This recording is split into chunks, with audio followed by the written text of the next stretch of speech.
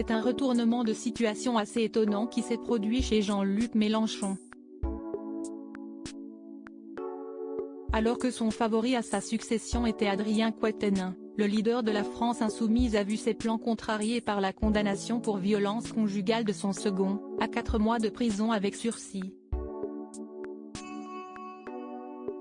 Et si Clémentine Autain ou Alexis Corbière voire Manuel Bompard pouvaient tenir la corde, c'est un tout autre député qui semble désormais avoir les faveurs du septuagénaire, François Ruffin.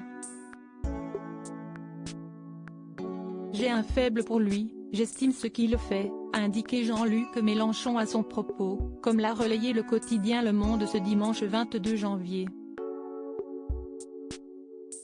Cette déclaration peut sembler étonnante tant ces dernières années François Ruffin a été présenté comme son opposant au sein même de LFI. Concernant les autres prétendants, le triple candidat à la présidentielle a indiqué, toujours avec sa verve habituelle, qu'est-ce qu'ils ont à mettre en avant, à part le fait qu'ils me connaissent depuis longtemps? Et pourquoi pas lui-même? La semaine dernière, Jean-Luc Mélenchon avait déjà donné le nom de François Ruffin en vue de l'élection présidentielle de 2027 dans une note de blog. J'estime qu'il a eu raison de demander si pour finir, ce ne serait pas moi qui soutiendrais quelqu'un, avait-il écrit, avant d'ajouter, bien dit. Et pourquoi pas lui-même, en effet. Il avait apporté une petite nuance en précisant néanmoins, lui, ou bien une autre. Les talents ne manquent pas.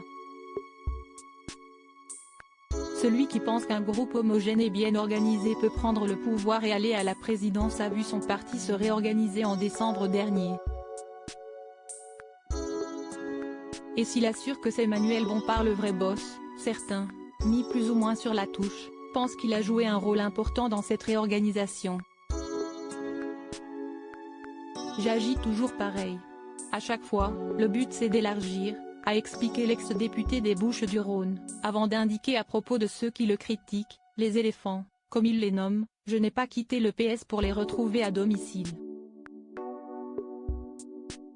S'il cherche son successeur, Jean-Luc Mélenchon n'a en revanche pas perdu sa gouaille habituelle.